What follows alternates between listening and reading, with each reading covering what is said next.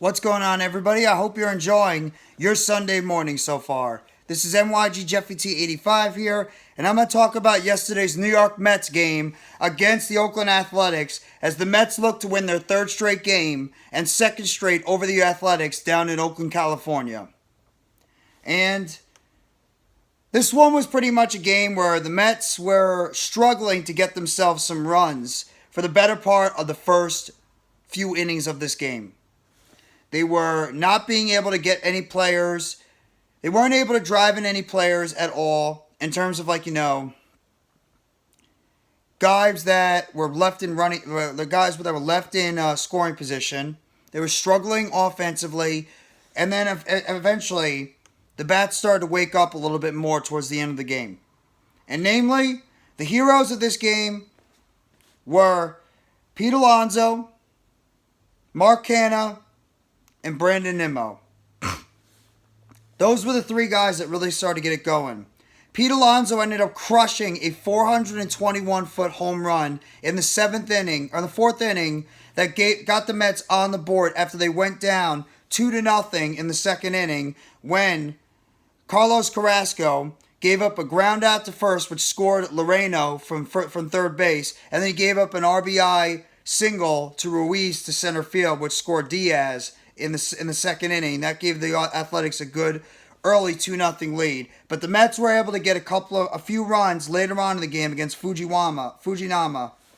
And courtesy of Alonso's home run to left field in the fourth inning, and then they were able to tie the score in the seventh inning because of a home run from Mark Canha, who has been struggling at the plate recently.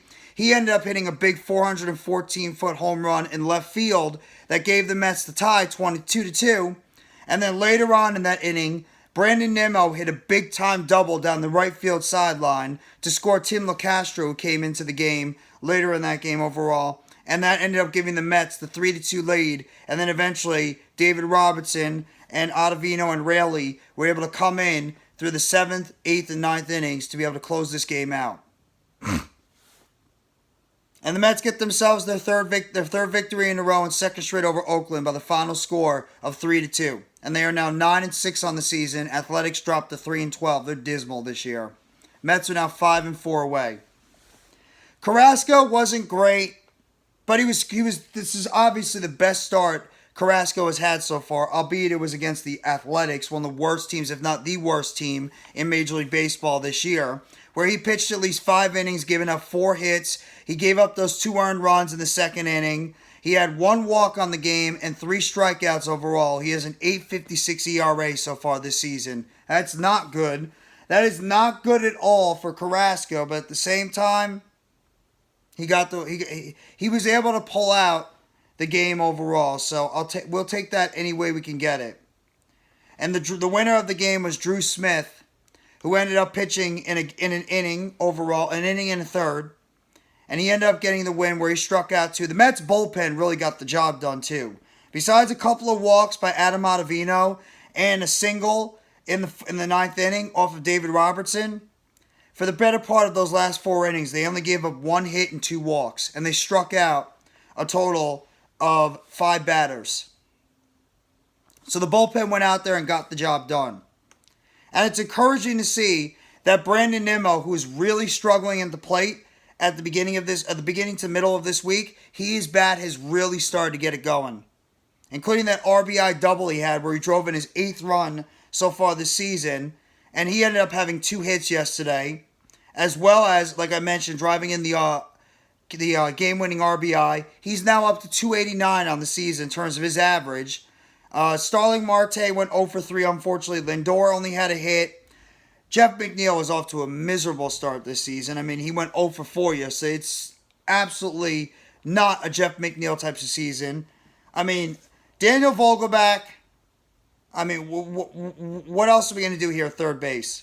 I mean, Luis Guillorme. Francisco Alvarez played yesterday. He went 0 for 3 with a strikeout. He's at batting .091 so far this year.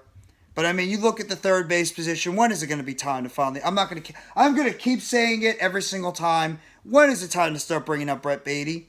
When is it time to start bringing up Ronnie Mauricio? When is it time to start bringing up Mark Vientos? I mean, we need some type of spark at some of these positions.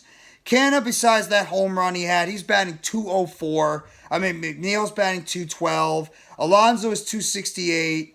I mean, Lindor's .245. I mean, Alvarez, I'll give him as much time as he needs. He's batting .091. Guillorme's batting .240.